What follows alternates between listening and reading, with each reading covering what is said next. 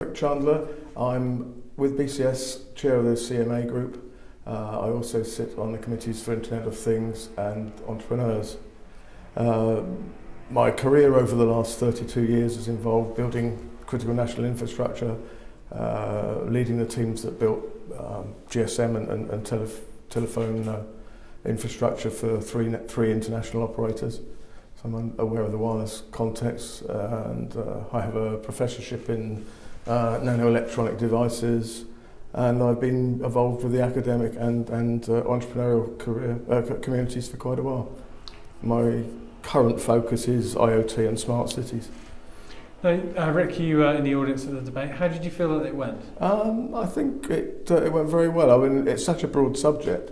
There were one or two other key markets for Internet of Things that really didn't get covered, like future cities, smart cities, where sensor infrastructure is enabling real-time use of sensors in the environment by some cities to totally transform their economics.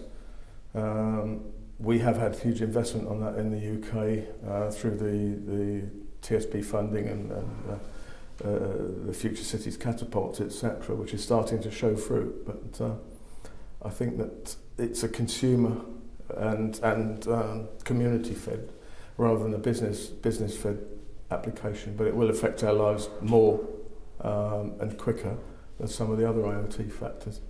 Now, a lot of the IoT factors are the other way around, aren't they? They're the businesses pushing to the consumer to get the data.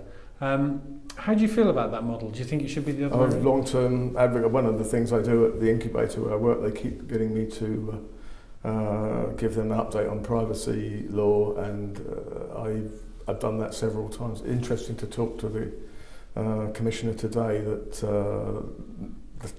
the change with the European regulations is going to be very slow.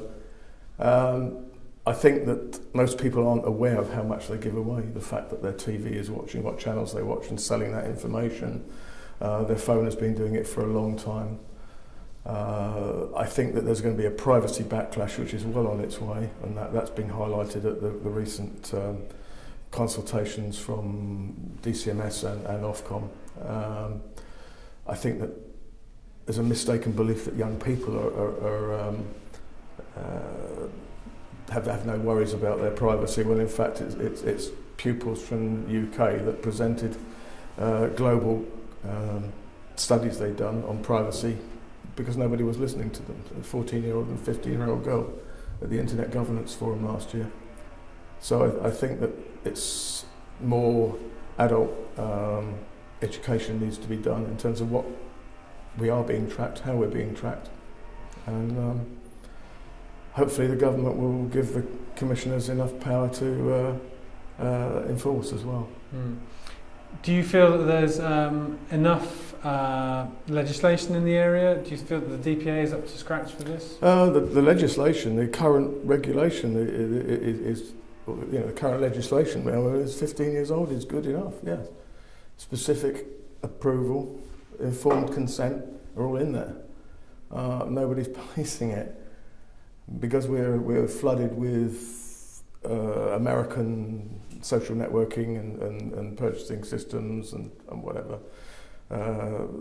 people assume that it's legal.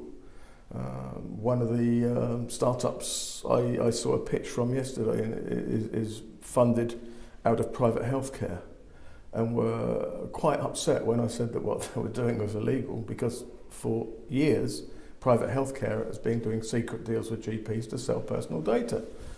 I think it's this visibility, the transparency of all this information needs to be addressed positively to give people the trust in an environment which can do a lot for them. But this sounds a bit like trying to close the gate after the horses. It is, yeah. It should never have been allowed to get in their state. I think that the devices which can spy on you, software which can spy on you, should have been, at least the capabilities of those should have been made more public. The public now don't have an assumption that everything is trustworthy and whatever, and we're getting that privacy backlash. I mean, the other bit of the new regulation is having given approval specific approval for an action, you still have the right to revoke that approval. Now, how are you going to engineer that into a fixed infrastructure? It needs to be sorted. Yeah. Still there. Do you feel there's enough awareness No. that you can even do that? I mean, and how are we going to raise that awareness? Well, that's again down to ICO. The ICO website, as I said in the discussion, it's got brilliant, simple to follow explanation of what the Act says, what you can and can't do. People need to be pointed there. They need to be educated on it at school, in adult communities and whatever, so that they know what their rights are. People know the Data Protection Act on the basis of what a retail shop won't tell them when they ask about their own information. Yeah. So, from your point of view, having worked with Internet of Things devices for many years, what sort of information would you be happy to share through these devices? It's again in context. I would not have any problem at all. One of the finalists at the awards last week had a very good system for GP practices to work with their patients in terms of booking appointments, communicating in simple text messages with the doctor, the medical staff, or whatever. I would have no problem with that whatsoever, provided it was obviously done under the right protocols. And there's even an ISO standard for medical information, so it's an international standard. Providing then the doctor doesn't sell that information to an insurance company or some other person that I wouldn't want to get it. So again, it's not just as collecting the information; it's making sure it's used for the purpose for which it was collected. And in that context, I'm fairly happy with, if I tell my bank what I want to know about my finances, but I wouldn't necessarily tell them I did dangerous sports, or this is one of the good things about the new regulation is people are becoming aware that they own their own data. They'll own their own data about a smart meter. If they don't want to give it to the utility company, they don't have to. There's this sort of thing, and I think that is the backlash that's starting to happen. Yeah. You really feel that is? Because I see a lot of signs of it. Yeah. I wonder if people do realise that they do own the data.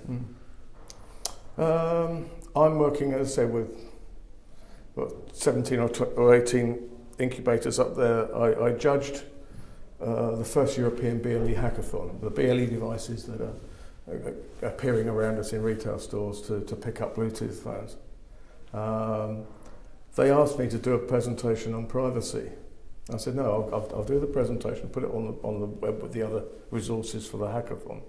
Now, of the 10 finalists, none of them contravened any of the rules. Some of them were doing, 3 of them were healthcare projects, a couple of, what would you say, travel and travel aid products which would track where people went, things like that. They were all very, very good. I think there is an awareness, but maybe not in some of the less digitally savvy natives, and that's where it needs to work. I think it's a social problem. Yeah. And how do we solve those?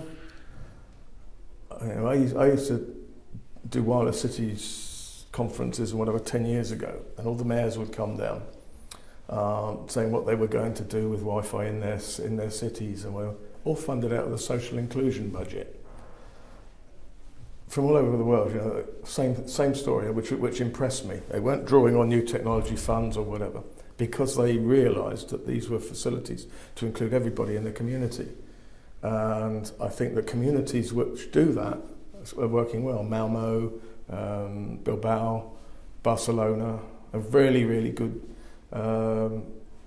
community involvement. And I think we need to do much more of that in this country, much more. Yeah. But there's some good examples in this country as well. Bristol, Glasgow, it's early days, it's still early days.